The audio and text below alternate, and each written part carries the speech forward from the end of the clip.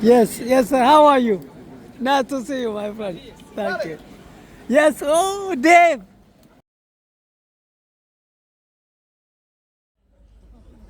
I welcome our guest speakers and invited guests.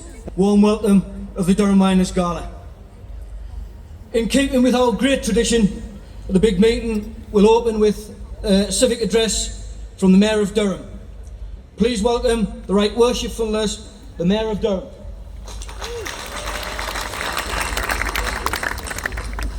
Honoured guests, ladies and gentlemen, my name's Liz Brown and I'm the Mayor of Durham.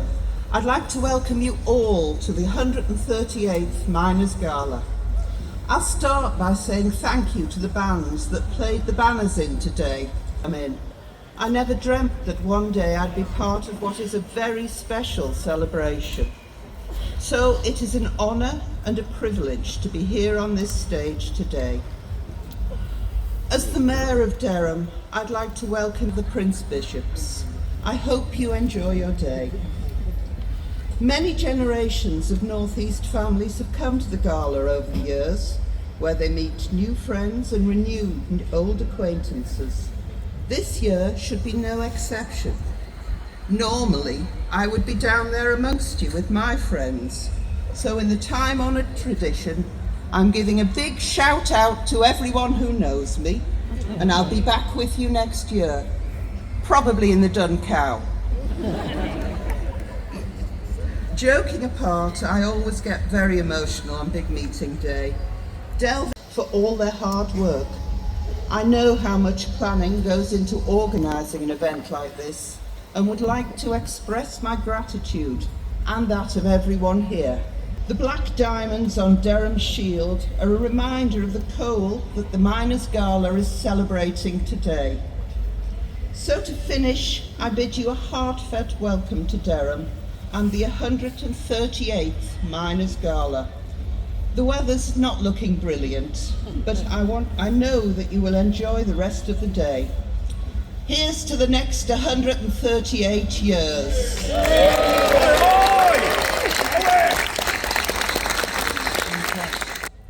Before our main speakers address us, we listen to the miners' hymn, Gresford.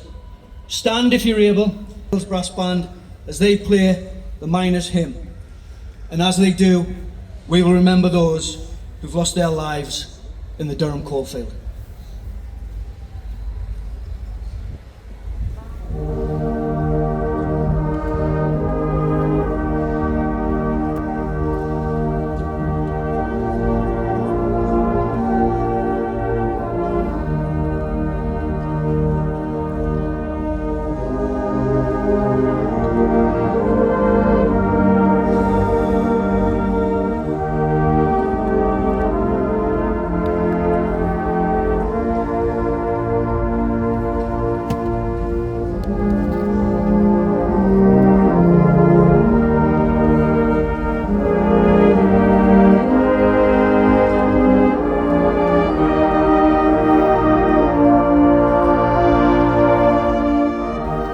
The appeal of the gala is wider than ever, relevant to workers across the world and our class. It's truly an international event, evidenced today by the attendance of Adriana Pella from CGT in Argentina,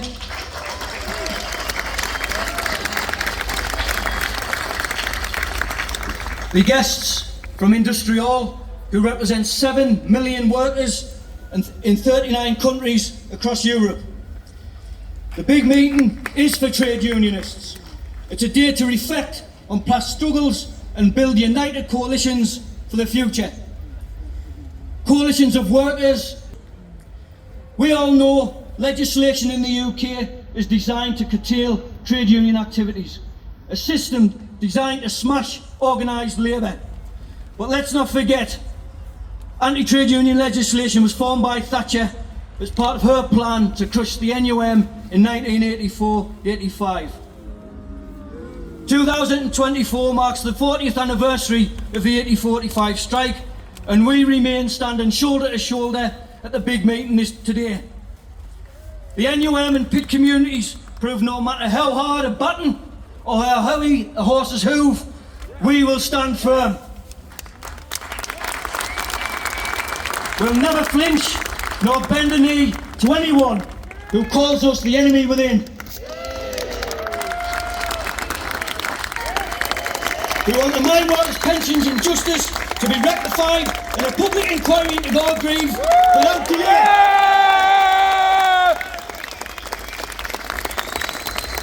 And friends, we also remember our brothers and sisters at Grenfell, whose quest must be prioritised for justice by this Labour government.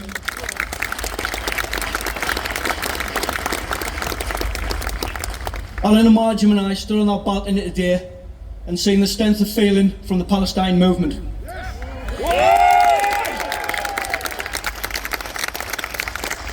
Let's send a message to the Labour government.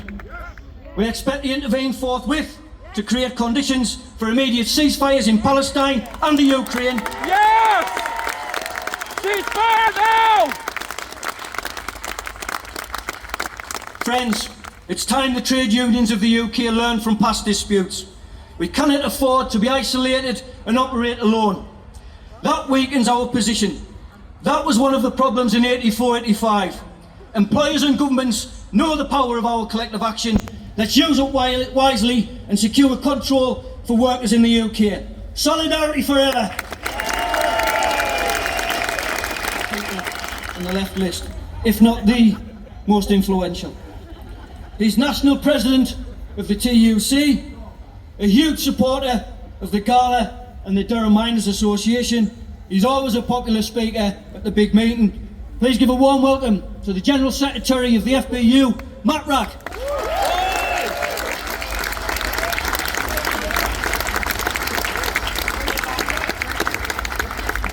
Well, friends, comrades, it is an incredible honour to be invited to speak again at the gala.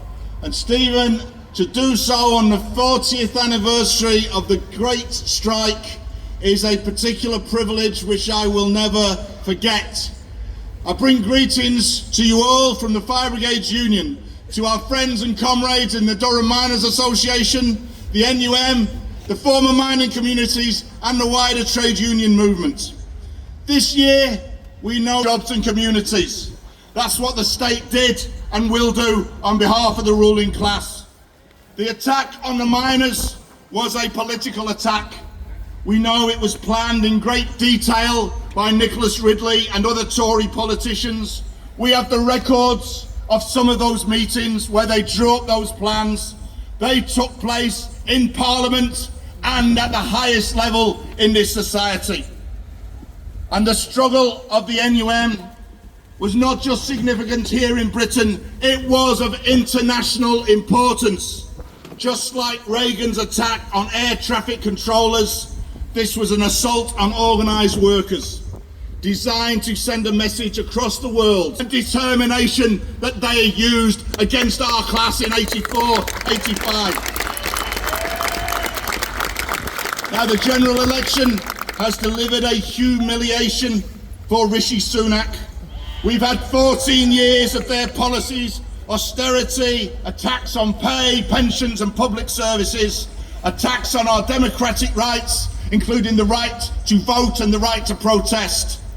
They utterly failed to prepare and plan for COVID, despite official warnings for years. And tens of thousands of people died unnecessarily as a result of their failure. And we should never forget or forgive that. So it is a joy to see them give us a tighten our belts. Well, enough of that. And we demand that the new government makes this a priority from day one. Now, the slogan of the Durham Miners Association is a brilliant slogan. It says, "The past we inherit, the future we build." We can't remake the past, but we can learn from it. We can't retrospectively control the world that we inherit, but understanding the past, we can seek to shape the world of tomorrow. We can seek to make a better world, and why should we not do so? The world faces huge risks from war, economic crisis, climate catastrophe, and the billionaire class across the world have absolutely nothing to offer any of us and no solutions to any of those issues. But this world is a rich world, and humanity can solve those problems if we organise collectively to create a rational society. That means a socialist society. And to do that would offer hope to hundreds of millions across the world. Putting out the Tories. You did. We are proud of what you did. You made history. And people today, if we organise in our thousands and in our millions, we can make history again and change the world. Thanks very much. General Secretary of Unison, the first female GS in the union's history.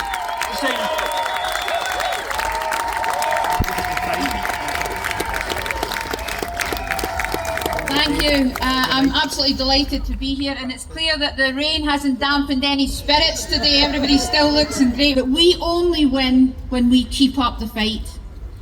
And the rise of reform is definitely worrying. The rise of the right wing in Europe. These are the people who cloak themselves in patriotic colours. They offer tax cuts at the same time as saying, let's get rid of the NHS. They are not the friends of working people in this country. And we have defeated the far right before, and we will do it again. So I was happy on the 5th of July to wake up That's a lie, I never actually went to bed, but to wake up, to see the back of these corrupt, chaotic Tories, to see the likes of Truss and Rees-Mogg implemented. I want to see more homes built for people. I want to be part of a movement that will actually build a national care service in this country which will be transformational. And I want our public services to be seen not as a drain on the economy, as the Tories did, but as a way to drive the economy and that everyone benefits from. And we desperately need that new approach. The North East has one of the highest rates of child poverty in the UK. And yes, free breakfast clubs will be fantastic, but we need to push children. And just look at her now. Look at Angie Rayner go. I'm so proud of her. And more than anything, we have to make sure that 2024 is a turning point for our people and for our country, for communities that desperately need hope. And there is room for optimism here, because we've seen that the new government has already dumped the appalling Rwanda scheme. I was so pleased to see that was one of the first things they did. They put new home building at the heart of their economic, and you don't have to look far to see great union campaigns. I will talk about one in my own union very close to here. Our amazing healthcare assistants in South Tees, North Tees and Hartlepool, who won a huge fight for rebanding and back pay. After 14 days of strike action, they got everything they asked for. I know some of them are here today, and I want to congratulate you for your strength and your courage. We need a step change in the way they're dealing with international issues. They're responding to the situation in Ukraine, but we absolutely need them to step up to the mark and do the right thing in ending the appalling violence and carnage that we see every day in Gaza and the West Bank. 6 weeks ago, I had the privilege of visiting the Palestinian West Bank and speaking to trade unionists over there about their daily lives and their struggles. And I'm proud that my union has a long history of supporting Palestine and calling for a permanent ceasefire and the recognition of the state of Palestine. And that is the message we as a movement must put at the heart of our demands on the new Labour government. We want them to be bold, to be brave, and to have a reset in the way that we think and view what's happening in Palestine and Gaza. So 40 years on from the miners' strike, when you look around today, when I look around today, my first time here, at the strength and size of this gala and the spirit of solidarity that I see, it's clear that still lives on. And that spirit of solidarity is more important now than it ever was in our country and across the world. So let's celebrate the end of this corrupt Tory government. Let's celebrate Labour's victory and the strength of the Labour movement that continues to make life better for working people and for our communities. Solidarity forever.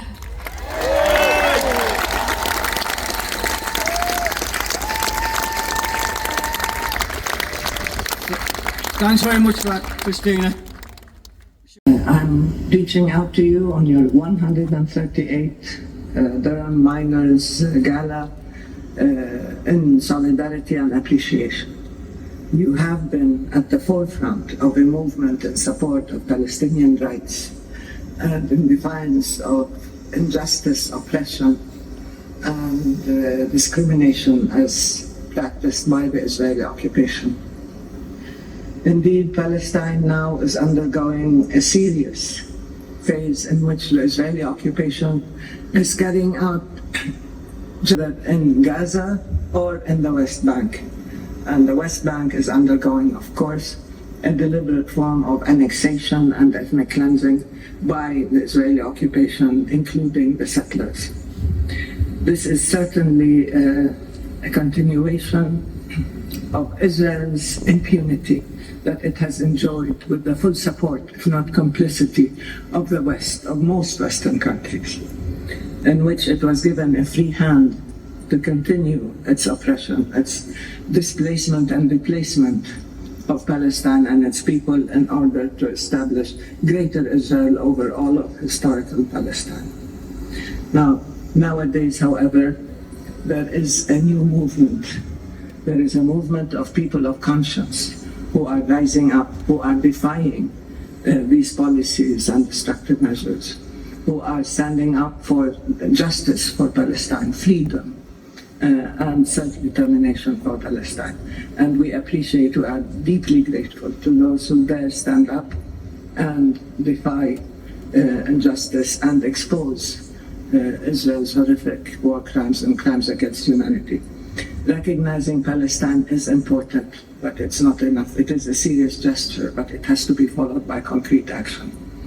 Using all sorts of sanctions in order to curb Israeli behavior is important.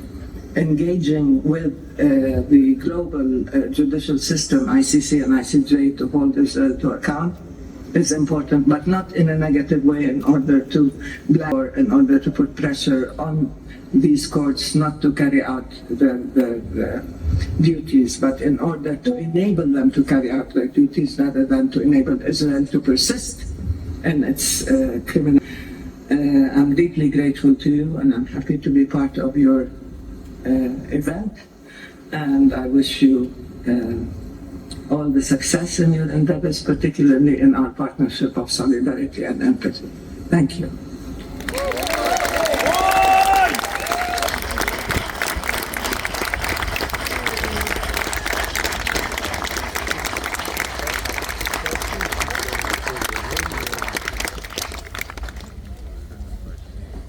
What a powerful message.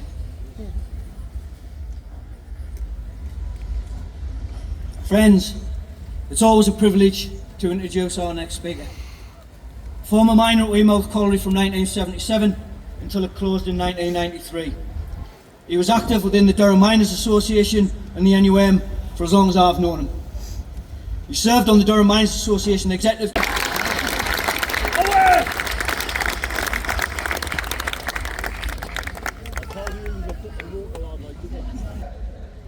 In a sense of solidarity, we're here to celebrate the achievements of the trade union movement.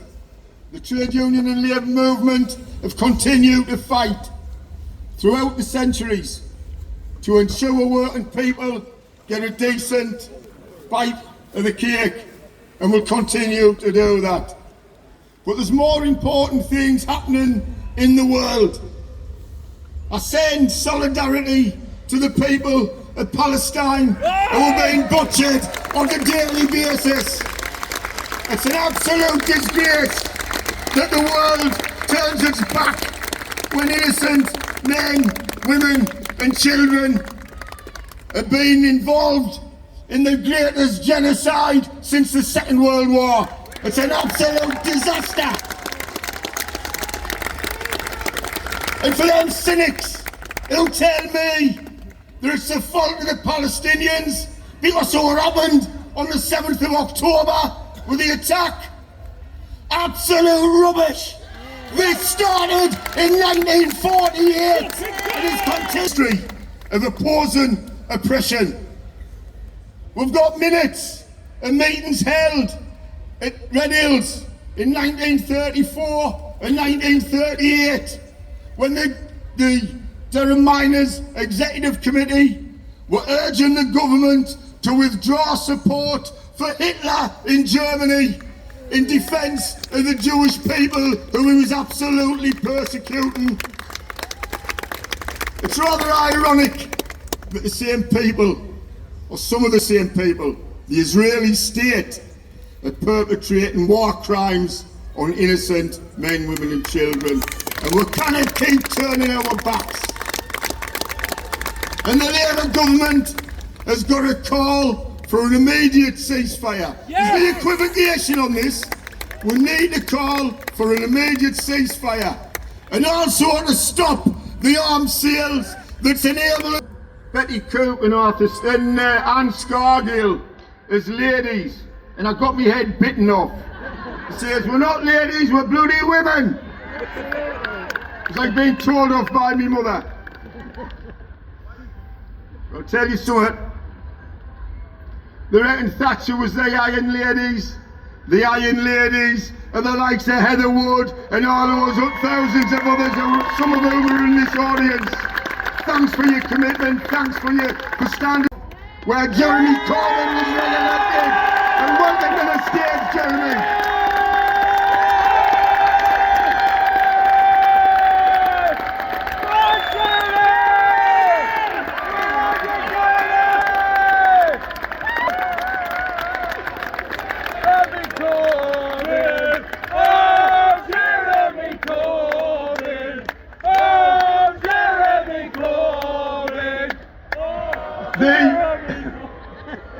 I spoke to Jeremy earlier today when he arrived in Durham, and he thanked us for the invitation and the hospitality at Durham.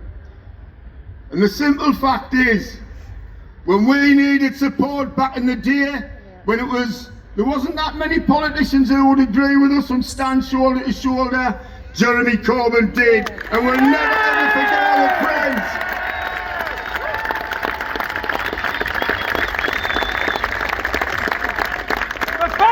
This country's got! What the outcomes of those meetings are, but at least it's a step in the right direction. But the NUM, or the Durham Miners, have got some demands, long-standing, historic demands of the Labour government. We're demanding a public inquiry into the events at Orgreave in 1984.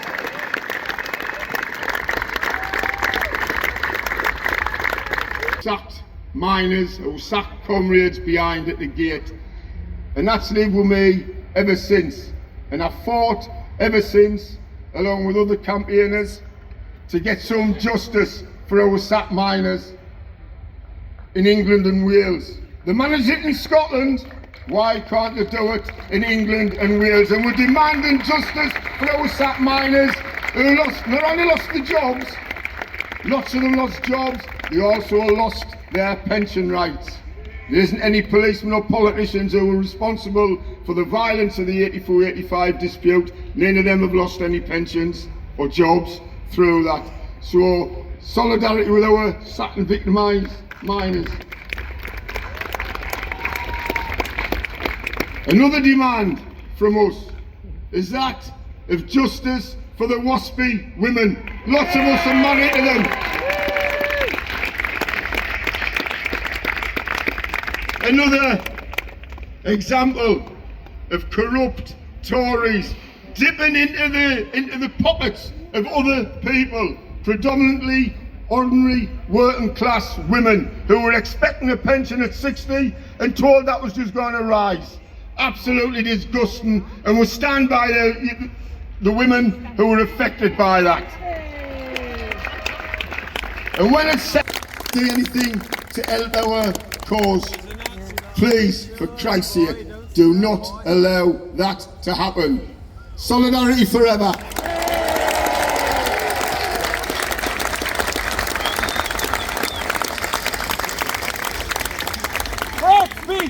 Said Alan.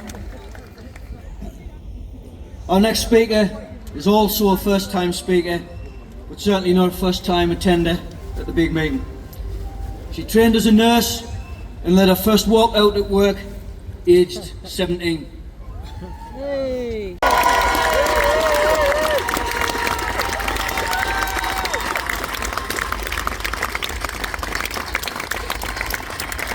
Well, follow that.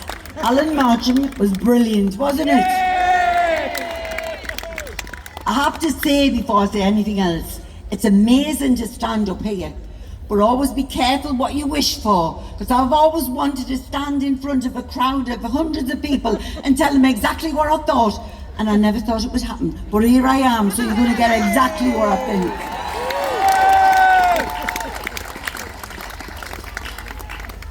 I want to start by telling you a story. People who know me know I collect stories. But this story is about the gala, and to me it sums it up. Gala Day in Easington Colliery. The band's playing outside the old folks' home. Out comes my great aunt, May Barker. She grabs me mother's arm and they're doing a jig to the brass band playing. And me Aunt May is shouting, "It's Durham Day today, it's our day. You can do what you like today. You can stand on your head if you want, it's our day." I want to mention two women, and I know there's loads more, but two women who are in my mind today. One is Joan Guy. Joan's in hospital. We send our good wishes. She's one hell of a strong mining woman. The other is Anne Scargill, who sadly through ill health can't be with us today. Another strong mining woman.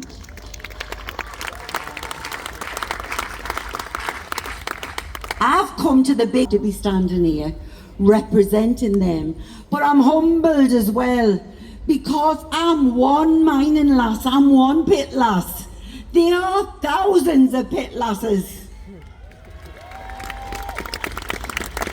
People ask me, they still ask, believe it or not, why did you fight? Why did you stand?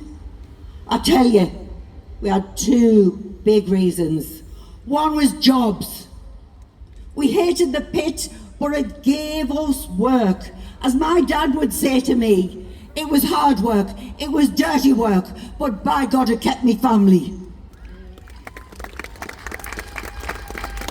Incidentally, he died of emphysema and chronic bronchitis. That's the price of coal. He swore, and I've been promised I wouldn't swear. But I will say her name, Thatcher. I hate Margaret Thatcher.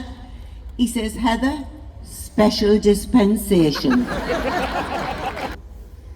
It wasn't about coal. It was about getting back at us for. She did none of that. She took the pits. Yes, she did. She decimated our communities. Yes, she did. But she didn't kill our spirit. We are still here. And you know, we're stronger than ever. We're stronger than ever because we are not simply fighting as miners, miners' wives, miners' families. We are trade unionists, and all trade unionists are here today celebrating, standing together in solidarity. But before I go, my friends who are out there fighting for a ceasefire in Palestine, I hold my hat up to you.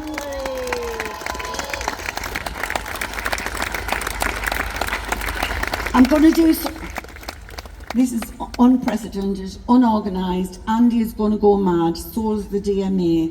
But I'm sorry. No, I'm not sorry. Can we have the women's song, please? And the women on the platform, will you come forward and sing it with us? Betty? Come on, women, come on. Away! This is our chance. Come on. 1, 2, 3. We are women, we are strong, we are fighting for our lives, side by side with our men who work the nation's mines. United by the struggle, united by the past, and it's here we go. We've now got a short film which tells the stories, the heartfelt stories of those who endured the 84-85 strike. The film's been produced by a local film production company, Lonely Tower. Jobs, it was about communities. The way she talks about the miners, these weren't miners, these were father of our children, these were men who were working and keeping our families going and our communities going. If you look at all the support group women, the ones who emerged to run the support groups by and large were activists. Police and the intimidation and the brutality that's been displayed are something reminiscent of a Latin American police state. It just fetches memories back because things should have been so different. It shouldn't have happened. I mean, I I got hurt, physically hurt and financially hurt, but I recovered. There's some lads that have never recovered. Some lads committed suicide, some lads got killed. She just wanted rid of the miners because, you know, historically they've been the biggest trade union. They've caused the most disturbances to the Tory government. They've brought in the best legislation for workers' rights and protecting workers' rights, and yeah, it was cold and it was calculated what she did. Evil. Looking through the lens, I was continually thinking, this is history. I've seen this in the history books. This is what happened in South Wales. This is the troops marching in. This is Easington, for God's sake. You know, nothing happens in Easington. And then this overwhelming force of the police. And it was at that time there was scuffles and stuff, and smashed the banner pole. And it was just crackers. They spent 12 months trying to get us back, and when we came back, they wanted to keep us. They wanted to dictate. They wanted to, you know, we're the masters, we're in charge. And we wouldn't have it. But we still haven't gotten justice for all the lies that was told by people in government, by senior police officers, and by bobbies on the street. We still need justice for all of that. Please welcome our friend Ian Lavery, Labour MP for Blythe Ashington and former chairman of the Jeremy Corbyn Labour Party. Thanks very much, Stephen, for that kind introduction. It's an absolute honour and it's a privilege to be speaking here the 138th big meeting. It's a massive honour for me to be here among me friends and me colleagues, people who I stood on the picket line with. And I've got to say, it was the best year of my life. It was the cause, it was the struggle, it was the solidarity. What we were fighting for. We were fighting for our communities and the future of our kids, to give them the same opportunities that kids across the UK always have had. We were fighting to make sure that our communities survived. And let me tell you, and you'll not need to be told, there's communities up here in the northeast, in Durham and in Northumberland, have never, ever, ever recovered from the butchering of the industry from Thatcher. But what more of a noble cause, colleagues? For the past few years, the cost of living crisis has had a devastating impact on working people. And as ever, the trade unions have stepped up to the plate. And I want to tell you something,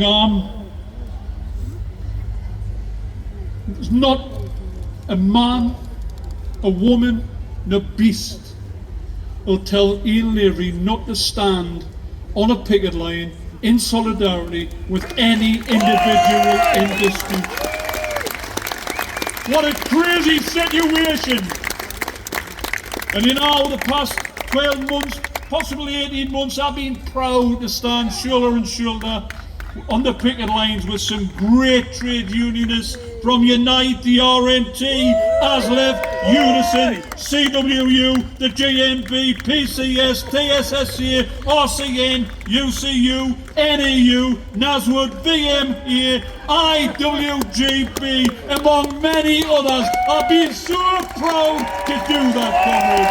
And I'll tell you something else. If the miners' strike was still on as we speak, myself, my family, my fella and my granddad would still be on strike now. I think I would like to mention the fact that this gala is still in, it still continues today, and the amount of people here today is absolutely fantastic. And I just say that we'll never forget the two Davies, Davy Hopper and Davy Guy, who dedicated their lives not only to the miners, but to the mining communities and the trade union movement. And we remember the efforts in the darkest of days that they put in to make sure that we're all here today. Well, you know what, this refreshes me, you know. Honestly, being in Parliament, as my colleagues will all testify to, being in Parliament is not the nicest place in the world to be. And there's been some mention of some of the people who have been kicked out. As Dennis Skinner would say, some of these MPs are being kicked out like a dog in the night. Well, I was delighted. I'm from Ashton, you see. I don't see a dog, I see a Doug. And I don't see a Jacob Rees-Mogg, I see a Jacob Rees-Mogg. And I normally say, good luck to Jacob Rees-Mogg, you're being kicked out like a dog in the night.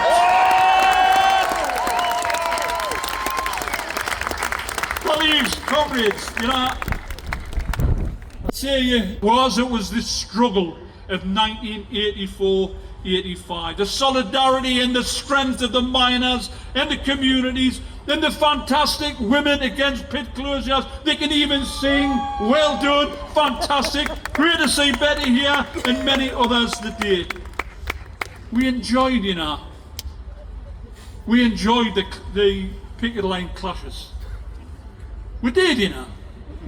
People think, well, but watch it, it was absolutely dreadful. We enjoyed it. And how the state made working class people into the enemy within. You know what, it's being said, it's strange. In the speeches today, some people have said they're not happy that they were called the enemy within, and others say they're proud. I stand with the ones being proud. I'm proud to be the enemy within. I'm proud of the fact that Margaret Thatcher hated everything about everything I've ever stood for. Because by Christ, I cannot stand Margaret Thatcher. Never have done, never will do. And let me tell you, a good friend of mine used to use this quote all the time. I get up an hour early every morning so I can hate Margaret Thatcher more. But comrades, you know the strike, and we've got academics and we've got commentators writing about what we should have done, what we could have done, how. Last week, the landslide election of the Labour government, interestingly enough, with fewer votes than we got under Jeremy in 2009. Isn't that extremely interesting? We've got a new manifesto. Well, let me tell you, I was proud, you know, of the role I played alongside my great comrade, Jeremy Corbyn. I was chairman of the Labour Party. We had 600,000 members looking to 1 million members. That's what we were looking for. I was proud. You've got no idea. All my life, I've wanted a manifesto like we had in 2017, like a manifesto we had in 2019, and that was under Jeremy. I'm one of the proudest people in the world to stand shoulder to shoulder with that fella there.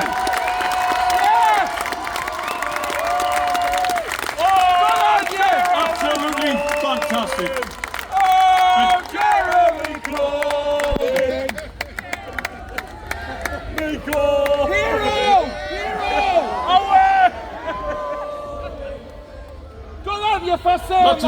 That's the second song of the afternoon. But you know, the change, that's the party's new strapline. And friends, a message from today's gala as trade unionists is we demand change. And a failure to deliver has already been explained. I think it was Alan that said it. That a failure to deliver will have severe consequences. We'll see the rise of the far right as is being experienced all around Europe. The pledge to allow the trustees of the MPS to distribute the £1.5 billion from the Investment Reserve Fund. Thank you, Stephen. Thank you, all of you. I'm delighted to be here at Union Confederation in Argentina, representing 6 million workers. As you may know, Argentina is undergoing a severe corrosive crisis reflected in economics and social aspects of our society. Ever since December, Argentina has a new government. You may have heard about Javier Milei. He defines himself as the first anarcho-capitalist president. And he also defines the state as a criminal association. Since his assumption as president, Argentina has faced international conflict with Spain, Mexico, Brazil, Colombia, and China. As union leader, I'm a first-hand witness to the fact that every time there is a systemic crisis, protecting labor standards are pressured into becoming lesser. There is a pattern here. The same mechanism is always used. Recently approved basis law, as an example. It introduces the category of workers' assistant, which allows entrepreneurs to employ up to 5 individuals under this classification without establishing a formal employment relationship. This means workers' assistants are excluded from Social Security, union rights, and standard worker protections. This type of regulation is unprecedented globally and raises concerns about labor rights. This is a perverse mechanism that goes in the opposite direction of how the labor law came into being. Additionally, this so-called new business model seeks to impose entrepreneurship, the Uberization of workers' relationships. It is a trap which isolates work. Our main values are democracy and social justice. We are witnessing the crisis of the labor protection system, reflected in the law, labor administrative authorities, and labor justice triangle. In Argentina, there is a significant degradation and loss of workers' rights. As a union leader, I strongly oppose the use of social policies to address market shortcomings. The economic logic has disregarded social needs. The current crisis in Argentina is severe. And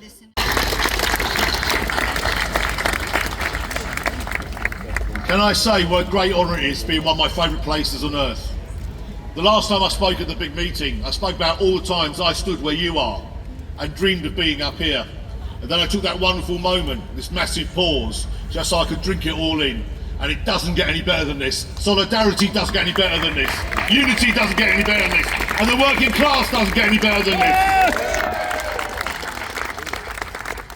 Every year, I'm invigorated or reinvigorated by the unity and solidarity of the big meeting. It demonstrates the true and genuine meaning of class and solidarity. And I'm going to apologise to the signers now because I'm likely to go off piste slightly. Because as I've been listening to all the things that people have been saying, much is in this speech. But I also remember Maggie saying one other thing. After she declared violent civil war on the miners, she said we were now a society of individuals. You have proved her wrong for the last 40 years.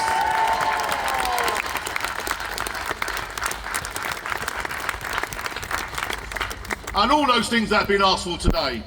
The ceasefire in Gaza, justice for Grenfell, justice for Orgreave, ASLEF and all the working class and every trade unionist should stand and fight and make sure they happen tomorrow, if not today.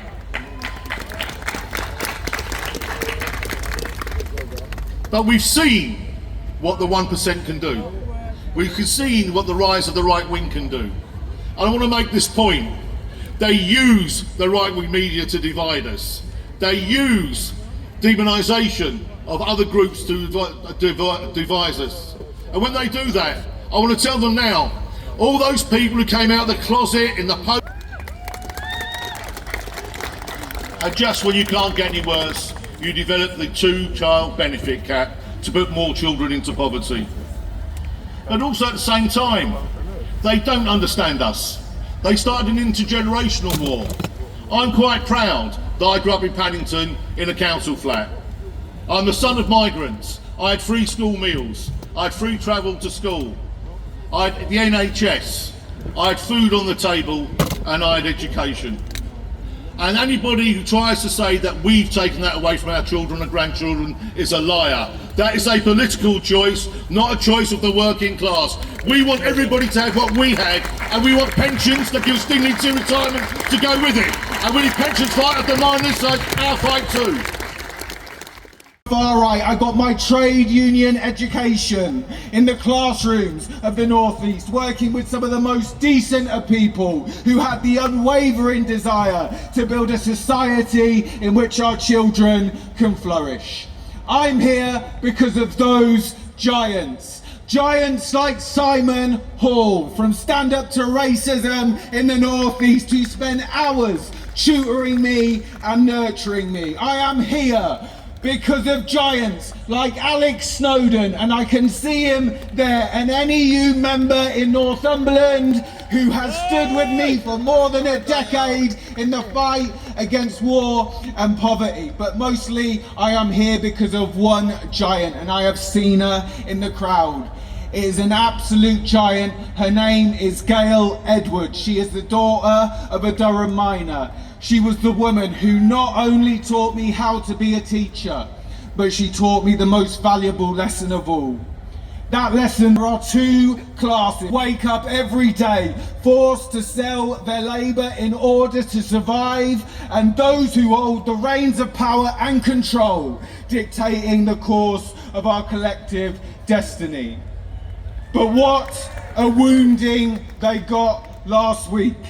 The Tories, the party of cuts and privatisation, the party that ravaged through choice the mining communities of this country, that decimated our industries, the party that spent 14 years consigning millions to poverty, the party that enabled millionaires to become billionaires in the pandemic, absolutely battered and humiliated.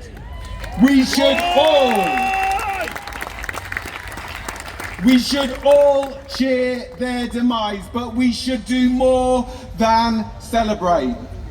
The last government enabled child poverty to reach record billions of pounds with defective PPE. Don't tell us that there isn't any money. Never again. Never again. We will confront with absolute vigour any return to austerity and failure to invest, because the stakes are so high.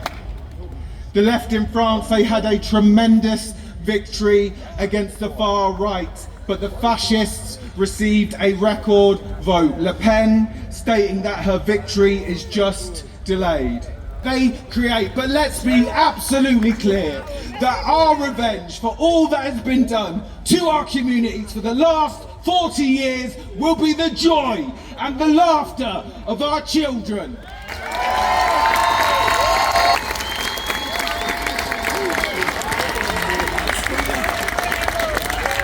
What a wonderful, passionate speech. Thanks, Daniel.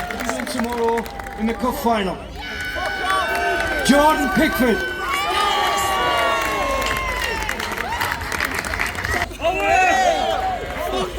I wish you all a safe journey home, and hope that you all return to the 139th big meeting next year. For those of you that wish to remain on the race course, we've got some fantastic solidarity and entertainment from Joe Solo.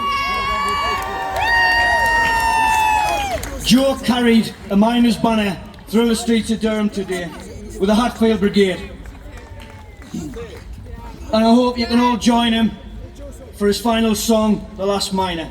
He's a founder of the We Shall Overcome campaign, a response from the music community to the government's austerity programme. He's donated his fee to the Friends of the Durham Miners Gala, and he's a regular attender at the big meeting. Top solidarity, Joe. I hope you have a fantastic day playing on the platform. See you soon. In our hands is placed a power greater than their hoarded gold, greater than the might of armies multiplied 1,000-fold. We could bring to birth a new wealth from the ashes of the old, cause the union, it makes us strong. Come on! Solidarity. Solidarity forever. Solidarity forever. For the union makes us strong.